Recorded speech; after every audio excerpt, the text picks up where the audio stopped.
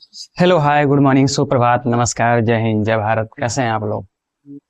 I hope अच्छे होंगे, स्वस्थ होंगे, मस्त होंगे और आप लोगों की पढ़ाई भी अच्छी तरीके से चल रही होगी। चलिए तो आज का हम सेशन शुरू करेंगे जिसमें हम पढ़ने वाले हैं चैप्टर नंबर फर्स्ट है।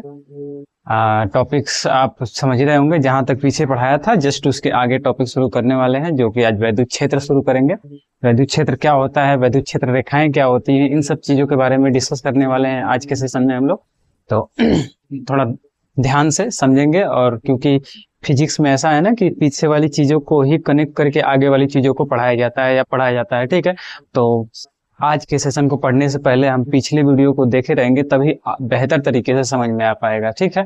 तो इसलिए मैं आपसे रिक्वेस्ट करूंगा कि आप जाकर के पिछले प्रीवियस वीडियो को आगे कंप्लीट कीजिए। लिंक डिस्क्रिप्शन में प्रोवाइड करा दूंगा, जाकर के आप उसे कंप्लीट कर लीजिए, फिर आज वाले वीडियो को देखिएगा, आपको बखूबी समझ में आएगा, कोई दिक्कत नहीं होगी। चलिए तो आज का सेशन हम शुरू करते हैं। मैं संजय आप सभी का स्वागत करता हूं द एएसके लर्निंग में, जहां पे हम पढ़ते हैं यूपी बोर्ड के लिए math and science, other board के लिए जिसमें कि मैथ और साइंस पूछी भी जाती है। इवन सीयूटी एग्जाम, जैसे कि आप इंटर के बाद सीयूटी एग्जाम देंगे किसी भी कॉलेज के लिए, तो मोस्ट इंपॉर्टेंट है इन सब चीजों के लिए, ठीक है। तो चलिए शुरुआत करते हैं आज का सेशन, ठीक है, जिसमें हमारा टॉपिक है आज का वैद्युत क्षेत्र। वैद्युत क्षेत्र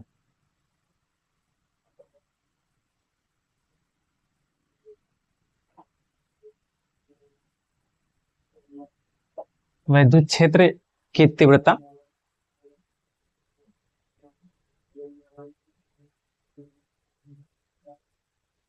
वैद्युत क्षेत्र की तीव्रता या वैद्युत क्षेत्र क्या होता है उसे हम समझने वाले हैं, ठीक है। वैद्युत क्षेत्र की तीव्रता, तो इसकी इंग्लिश भी लिख लेते हैं हम लोग, क्योंकि आगे की क्लासेज में, क्योंकि साइंस से आप पढ़ रहे हैं तो आपको पता ही है कि अभी आप यूपी बोर्ड में हिंदी में पढ़ पा रहे हैं, लेकिन आगे जाएंगे जब कोई भी कोर्स करेंगे, चाहे बीए कीजिए, बीएससी कीजिए, चाहे तो आप कोई भी जाएंगे, इंजीनियरिंग के तरफ भी जाएंगे, तो उसमें सारी की सारी चीजें सबको इंग्लिश में ही मिलने वाली हैं। तो अभी से हम क्या करते हैं, इंग्लिश को प्रिपेयर करते हैं, और कुछ टर्म्स को जो इंग्लिश में हम देखते रहेंगे, जो कि वहां पे हम हिंदी तो देख नहीं पाएंगे, तो इंग्लिश को देखेंगे तो हमें याद आ जाएगी कुछ कहानी की, नहीं हम इस चीज को पढ़े हुए हैं पीछे की क्लासेज में, ठीक है। तो वो इसीलिए हम क्या कर रहे हैं, अभी से इसको ध्यान में रखते चलेंगे, ठीक है। चलिए तो इसका हो जाएगा electric field, intensity of electric field, हम ऐसे कह सकते हैं, लिखते हैं इसको इंटेंसिटी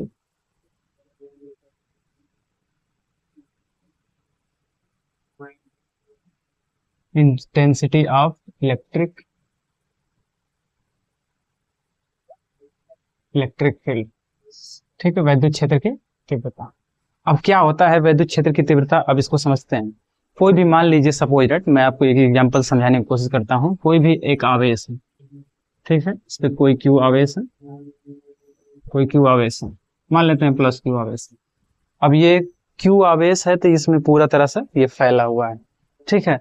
अब इसमें हम कोई दूसरा कुछ ऑब्जेक्ट को ले जाते हैं, कोई दूसरा आवेश ले जाते हैं, ठीक है। मान लेते हैं इसमें सब फैला हुआ आवेश, और इसमें हम प्लस धन परीक्षण आवेश, जैसे प्लस क्यू आवेश, एक कूलम आवेश या एक धन परीक्षण आवेश को हम प्लस क्यू को क्या बोलते हैं, धन परीक्षण आवेश बोलते हैं, ठीक है। एक आवेश है, किसको कैपिटल क्यू कर देते हैं, कैपिटल क्यू आवेश है। मान लो सपोज दैट इसमें आवेश कितना स्थित है, 50 कूलम स्थित है, ठीक है। और दूसरा कोई धन आवेश हम ले जाते हैं जो 2 कूलम का है, ठीक है। मतलब ये अलग अलग आवेश है, ये दोनों अलग अलग आवेश है। स्टार्टिंग फेज में तो ये कोई आवेश है ही नहीं, इस पे कोई एक आवेश है जो क्यू है, कैपिटल क्यू। इसकी मात्रा जो भी होगी हमको नहीं पता, हम एक समझते हैं यूनिट लेकर के, और उसके बाद जितना रहेगा उसके लिए नंबर के लिए तो वही सेम रहेगा, ठीक। तो हम समझ लेते हैं कि ये कोई आवेश है, ये जो ऑब्जेक्ट है ये आवेशित है, आवेशित है। तो एक दूसरा आवेश हम क्या करते हैं, इसके संपर्क में ले जाते हैं, जिसका नाम है प्लस क्यू आवेश या धन परीक्षण आवेश। धन परीक्षण आवेश को ले जाने के बाद हम इस आवेश पे देखेंगे ना कि एक बल महसूस होगा। आपको पता है ना कि ये वाला आवेश इस पे एक बल लगाएगा, ये वाला आवेश भी इस पे एक बल लगाएगा। ये पीछे की क्लासेस में हमने बता चुका है, मैंने बताया है ना, ठीक है। तो ये जो प्लस क्यू आवेश है, बड़ा वाला जो इस गोले पे था, इस छोटे वाले आवेश पे बल लगाएगा, ठीक है। ये बल लगाएगा तो ये बल की दिशा किधर होगी, मतलब इसके कारण बल की दिशा किधर होगी, ये आवेश किधर होगा, ये आवेश किधर होगा। ठीक है, तो जितना ये बल लगाएगा, जितना ये बल लगाएगा ये आवेश, वही क्या कहलाएगा, वैद्युत क्षेत्र की तीव्रता कहलाएगी, वैद्युत क्षेत्र की तीव्रता कहलाएगी। सिंपल है, मतलब किसी आवेश को, किसी आवेशित वस्तु के आवेशित क्षेत्र में हम क्या करते हैं, किसी धन परीक्षण आवेश को ले जाने पर जो धन परीक्षण आवेश, जो जिस बल का या जो बल अनुभव होता है धन परीक्षण आवेश द्वारा, उसे हम क्या कहते हैं, वैद्युत क्षेत्र का।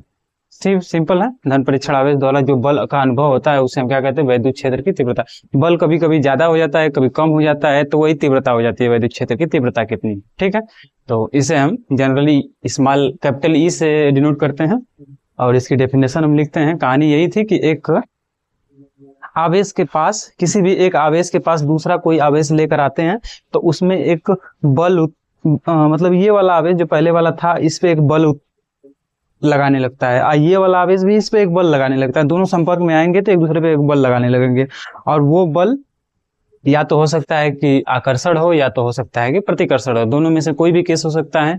ठीक है, तो आकर्षण या प्रतिकर्षण दोनों भी हो सकता है। तो वही बल की दिशा जो होगी वही क्या कहलाएगी, वैद्युत क्षेत्र की दिशा होगी।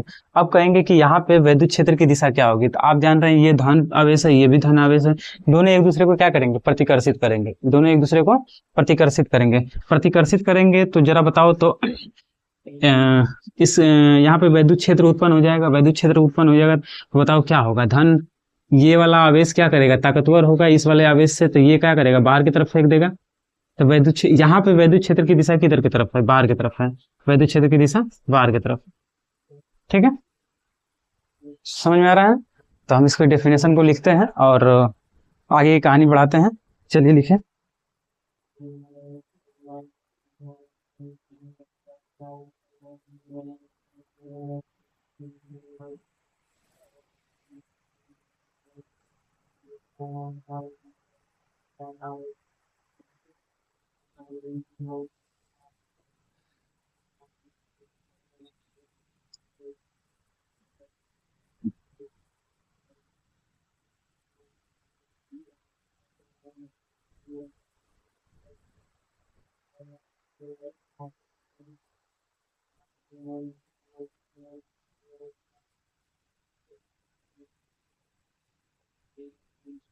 वैद्युत क्षेत्र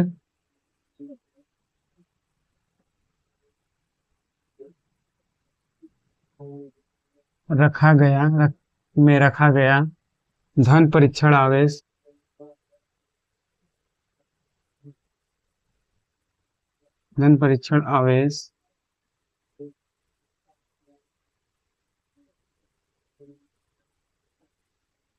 जिस बल का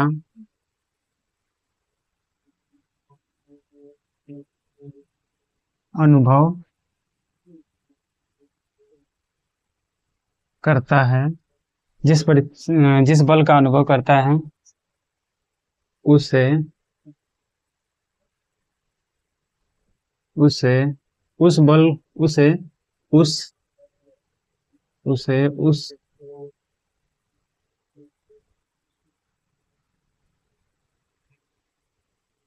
से उस वैद्युत क्षेत्र की उसे उस वैद उस वैद्युत क्षेत्र की तीव्रता कहा जाता है ठीक है, ये तो हो गई छोटी सी इसकी डेफिनेशन वैद्युत क्षेत्र की तीव्रता की। मतलब किसी आवेश के पास में ले जाने पर, कोई धन परीक्षण आवेश को ले जाने पर जिस जिस बल का अनुभव करता है उसे हम क्या कहते हैं, वैद्युत क्षेत्र की तीव्रता कहते हैं। इसे ई द्वारा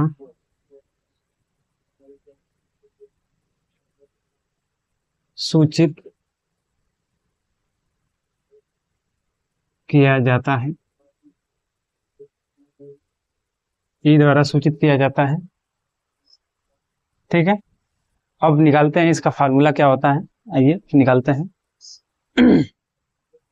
चलो, ये धन, ये आवेश जो है इस पे बल लगाएगा, ये आवेश इस पे बल लगाएगा, तो कितना बल लगाएगा जरा बताएंगे? कूलाम के नियम से कितना बल लगेगा, सोच के बताओ जरा कोई मुझे।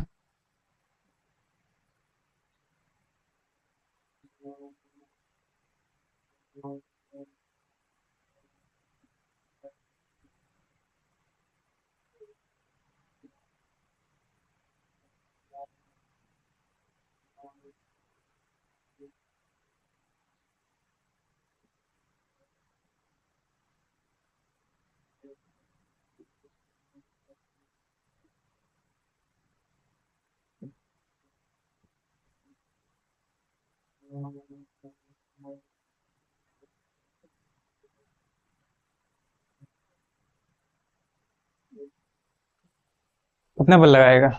कूलाम के नियम से हम देखें तो इसमें बल कितना लगेगा? हम्म, चलो हम निकालते हैं माना प्लस कैपिटल क्यू आवेश का एक बिंदु आवेश है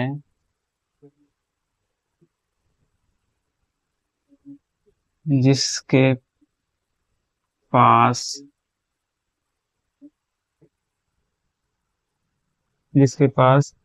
प्लस क्यू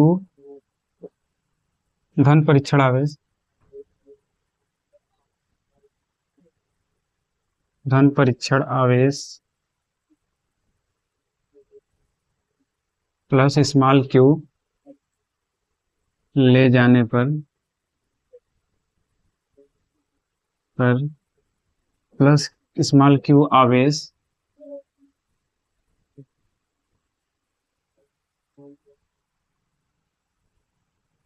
एक बल का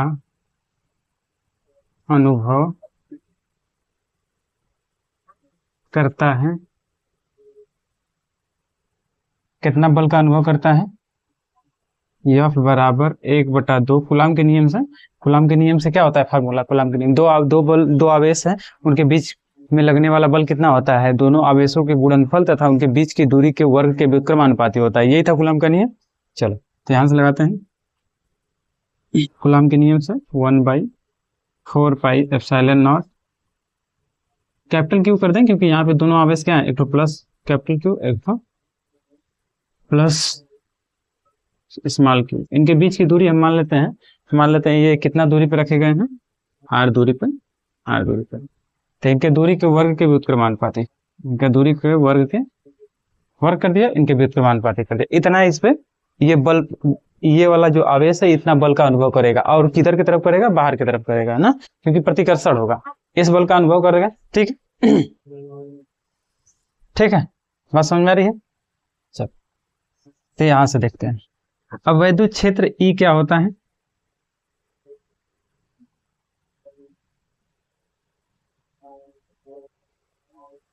चलो नोट करेंगे यहां तक।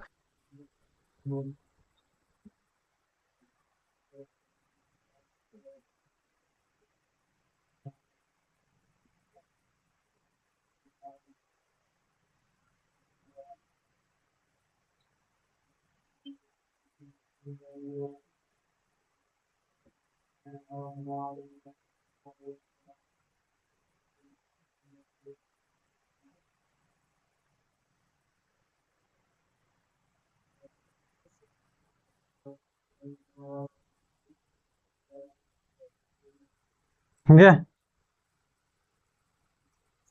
अब यहीं पे हम क्या करते हैं, ये जो आवेश है ये धन परीक्षण आवेश है, धन परीक्षण आवेश है। धन परीक्षण आवेश प्लस क्यू का मान लगभग लगभग 1 मानते हैं। ठीक है, तो यहाँ पे हम क्या कर लेते हैं, धन परीक्षण आवेश क्यू ना क्यू प्लस क्यू बराबर 1 कर लेने पर, तो 1 कर लेंगे तो ये धन परीक्षण आवेश जो है ई के मान के बराबर हो जाएगा।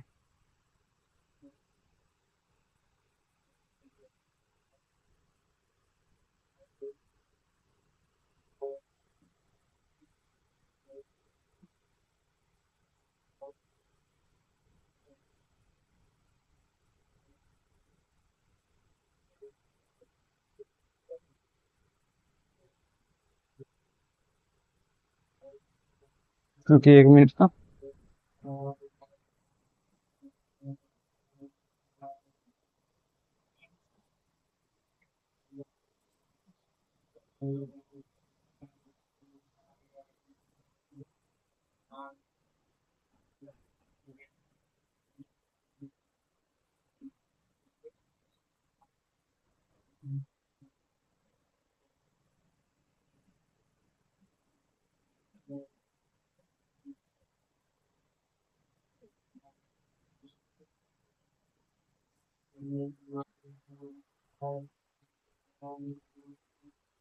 ठीक है। धन परीक्षण आवेश को 1 कर लेते हैं तो ये ई के बराबर हो जाएगा 1/4 पाई एप्सिलॉन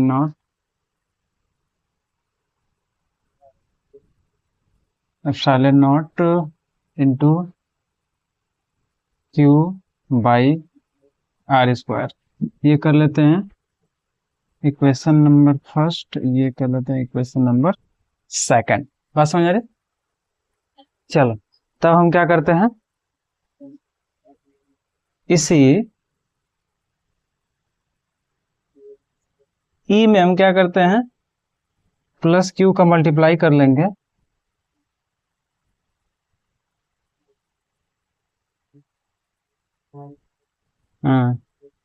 प्लस क्यू का मल्टीप्लाई कर लेते हैं, ये में क्या मिल जाएगा 1/4 pi epsilon naught Q by R का होल स्क्वायर। ठीक है, इंटू प्लस इंटू क्यू। ठीक है, चलो यहां से आप देखेंगे तो ये क्यू ई बराबर, ये पूरा ऊपर देखेंगे टर्म्स तो ये मिलेगा यफ का मान, यफ। तो यहाँ से यफ बराबर क्या मिल जाएगा, सॉरी ई बराबर क्या मिल जाएगा एफ बाई क्यू। ठीक है, एफ बाई क्यू। या आप हमेशा ध्यान रखेंगे कि विद्युत क्षेत्र की तीव्रता ई बराबर क्या होता है, अब F by Q, F by Q. ये अब क्या है, बल, लगने वाला बल है। आइए क्या है, आवेश, धन परीक्षण आवेश, आवेश।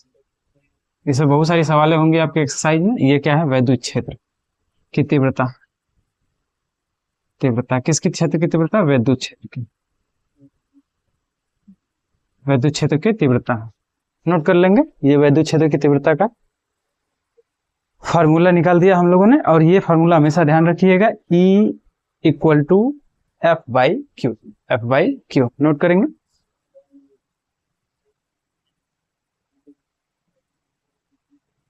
F by Q.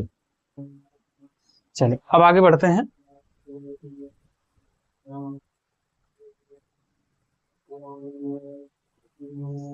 नोट कर लिए, चलो अब आगे बढ़ते हैं अगले टॉपिक की तरफ।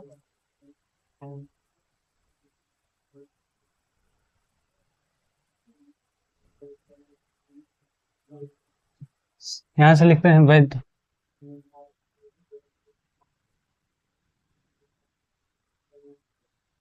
विद्युत क्षेत्र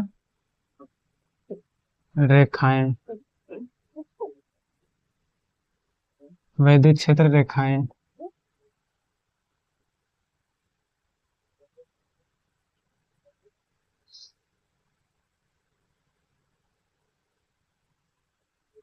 इलेक्ट्रिक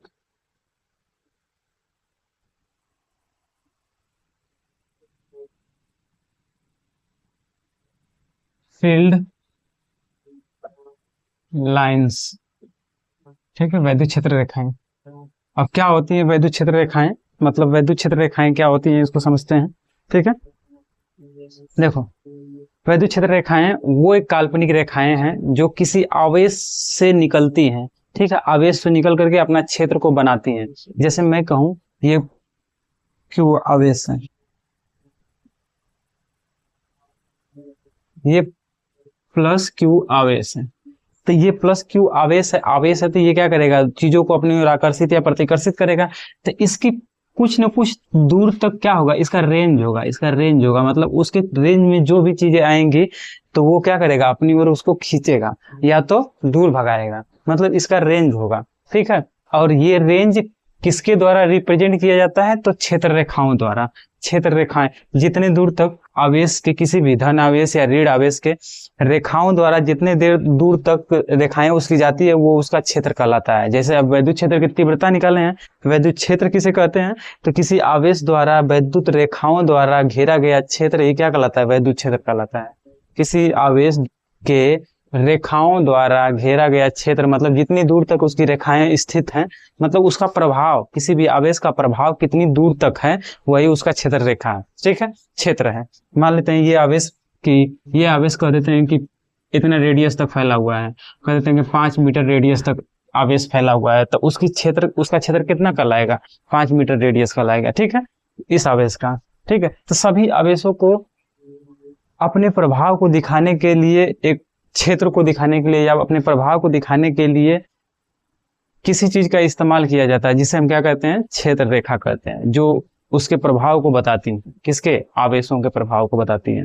ठीक है, आवेशों के प्रभाव को बताती हैं, उसे हम कहते हैं क्षेत्र रेखाएं। ये काल्पनिक होती है, इसे हम देख नहीं पाते हैं, लेकिन हम इसे महसूस करते हैं। कैसे महसूस करते हैं? किसी भी हम एक दूसरे आवेश को इसके अंदर ले जाते हैं, तो ये क्या करता है? इस पर बल लगाने लगता है, या उस पे जो आवेश हम लेकर जाते हैं उस पे एक बल का अनुभव होने लगता है। बल का अनुभव होने लगता है तो हम समझ जाते हैं कि कुछ न कुछ ऐसा कारक है जो इसको क्या कर रहा है? प्रभावित कर रहा है। तो वही जो कारक रहता है उसे हम क्या कहते हैं? क्षेत्र रेखाएं कहते हैं। ठीक है, क्षेत्र रेखाएं। तो इसको हम लिख लेते हैं।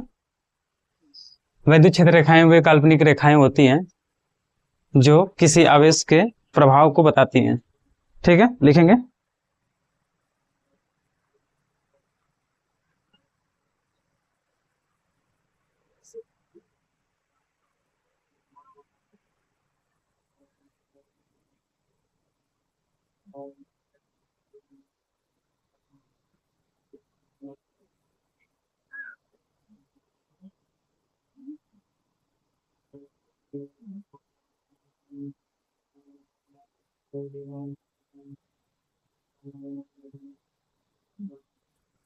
देखो, अपने भाषा में लिख सकते हैं इसको। वैद्युत क्षेत्र रेखाएं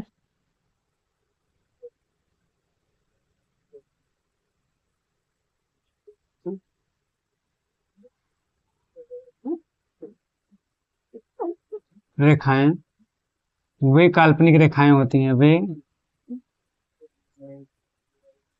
काल्पनिक रेखाएं होती हैं।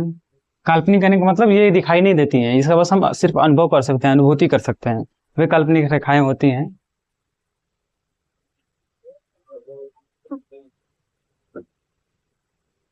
जिसमें किसी आवेश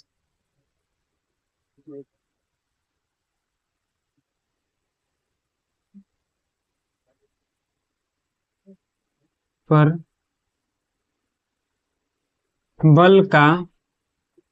बल की अनुभूति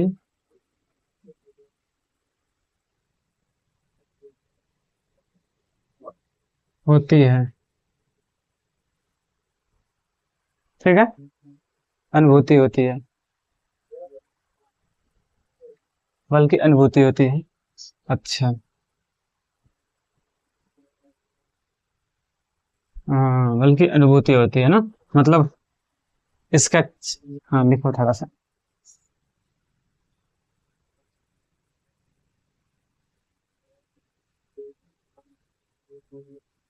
वैद्युत क्षेत्र रेखाएं अलग अलग आवेशों के लिए अलग अलग होती हैं। वैद्युत क्षेत्र रेखाएं अलग अलग आवेशों के लिए अलग अलग होती है। जैसे धन आवेश के लिए वैद्युत क्षेत्र रेखाएं किधर की तरफ? बाहर की तरफ निकलती हैं। धन आवेश की वैद्युत क्षेत्र रेखाएं बाहर की तरफ निकलती है। जैसे कोई धन आवेश है, तो ये धन आवेश है, प्लस क्यू आवेश मान लेते हैं, ये यहाँ तक फैला हुआ है, तो इसकी क्षेत्र रेखाएं किधर की तरफ? बाहर की तरफ निकलती हैं, बाहर की तरफ।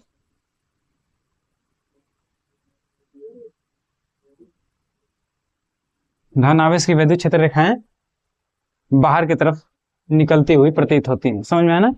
लिखो इसको पॉइंट नंबर 1 करके। धन आवेश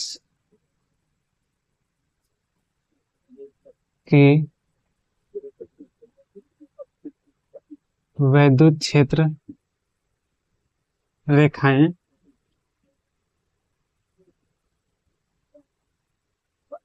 बाहर की ओर,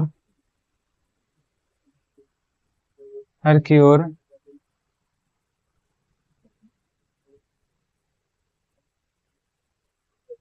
निकलती हुई प्र- निकलती हैं, बाहर की ओर निकलती हैं। ठीक है। और निकल करके कहाँ जाती हैं? अनंत की ओर जाती हैं। अर्थात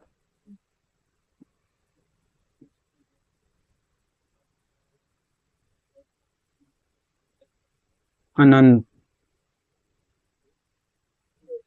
अनंत की ओर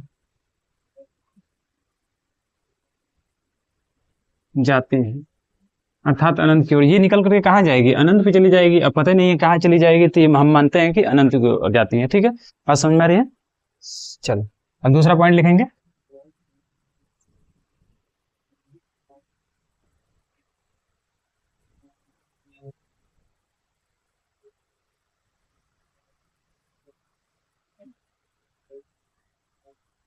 ठीक है, ये पहला फिगर हो गया। अब दूसरा फिगर, ऋण आवेश, ऋण आवेश, आवेश की वैद्युत क्षेत्र रेखाएं, वैद्युत क्षेत्र रेखाएं अनंत से, अनंत से ऋण आवेश, ऋण आवेश की ओर, मतलब इसका कैसे होता है? ये ऋण आवेश की ओर आती है। मान लीजिए कोई ऋण आवेश है, मान लो इसका यहाँ तक फील्ड है, ऐसे अंदर की तरफ आएगा।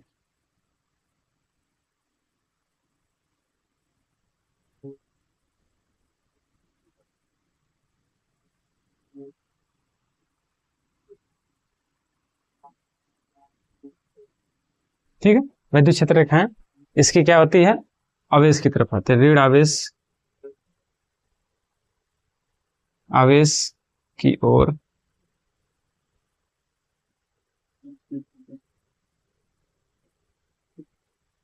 आती है, ऋण आवेश की ओर आती है। नोट कीजिए जरा इसको।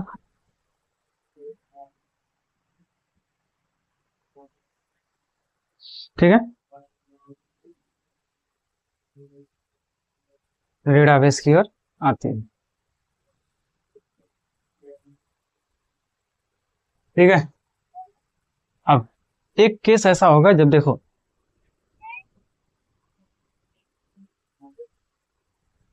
एक चीज और लिखिए। ठीक है, वैद्युत क्षेत्र रेखाएं, मान लो सपोज डेट, एक हम कर लेते हैं यहाँ पे धन आवेश, एक कर लेते हैं ऋण आवेश। ठीक है, तो वैद्युत क्षेत्र रेखाएं धन आवेश से निकलती हैं, चूंकि निकल रही हैं, और ऋण आवेश पे जाकर, चूंकि ये ऋण आवेश अपनी ओर खींचेगा, तो ये ऋण आवेश पे जाकर समाप्त हो जाएंगे। ठीक है, वैद्युत क्षेत्र रेखाएं धन आवेश से निकलती हैं, ऋण आवेश पे जाकर के समाप्त होती हैं।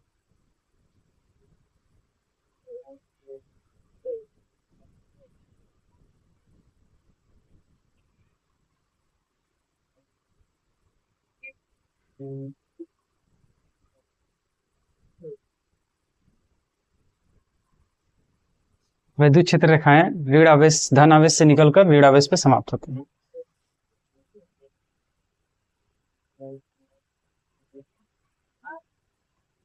क्षेत्र रेखाएं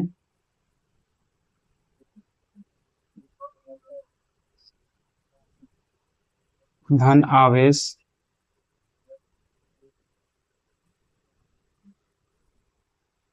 से निकलकर, निकलकर ऋण आवेश, ऋण आवेश पर समाप्त होते हैं।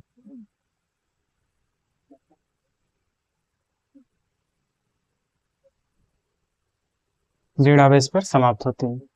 ठीक है, अगला पॉइंट लिखेंगे। विद्युत क्षेत्र,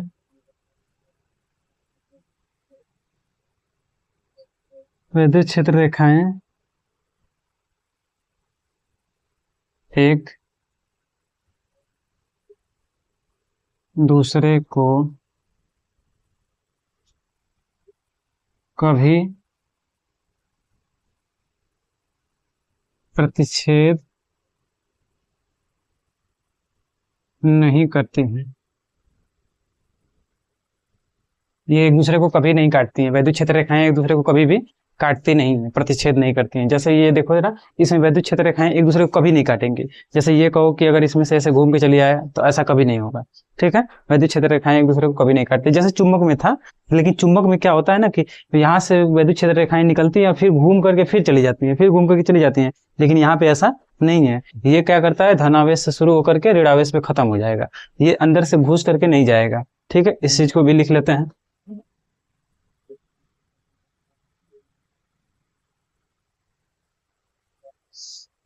ठीक है, चलो, कभी एक दूसरे को प्रतिच्छेद नहीं करती हैं। लिखो, एक पॉइंट और लिखो, वैद्युत क्षेत्र रेखाएं। देखो, वैद्युत क्षेत्र रेखा ये है। अब इस पे किसी बिंदु पे हम कहें तो इस पे किसी बिंदु पर अगर स्पर्श रेखा खींचा जाएगा तो स्पर्श रेखा खींचा जाएगा, जिधर की तरफ स्पर्श रेखा की दिशा होगी वही क्या होगा, वैद्युत क्षेत्र की दिशा होगी, इसकी दिशा हो जाएगी। वैद्युत क्षेत्र रेखा पर क्षेत्र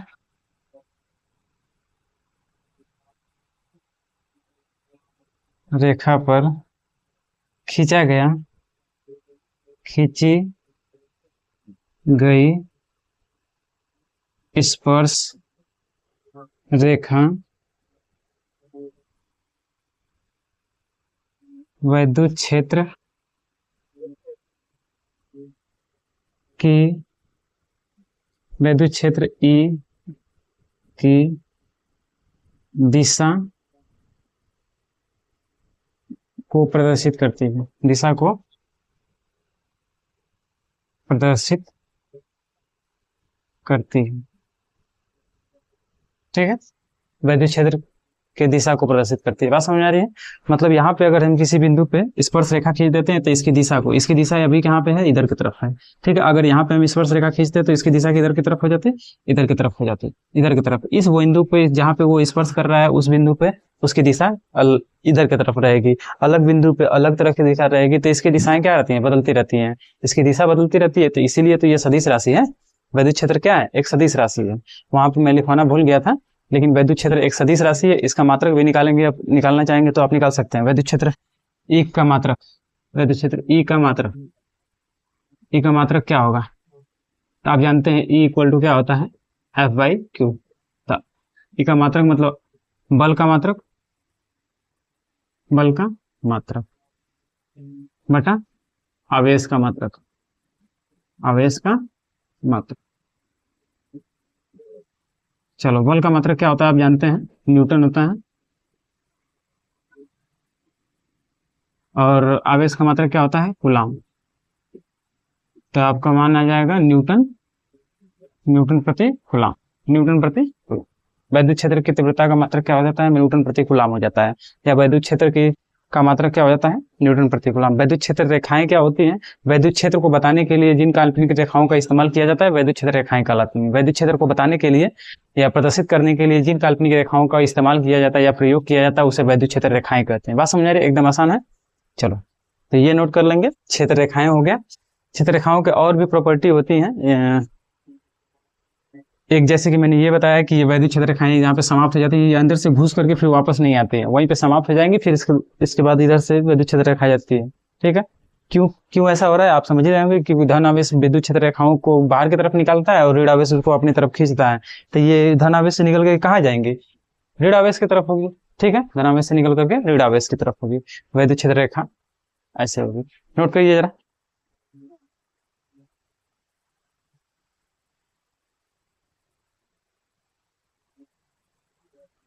नोट करेंगे।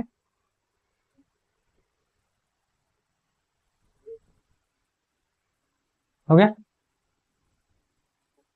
चलिए तो फिर आज के लिए बस इतना रहने देते हैं।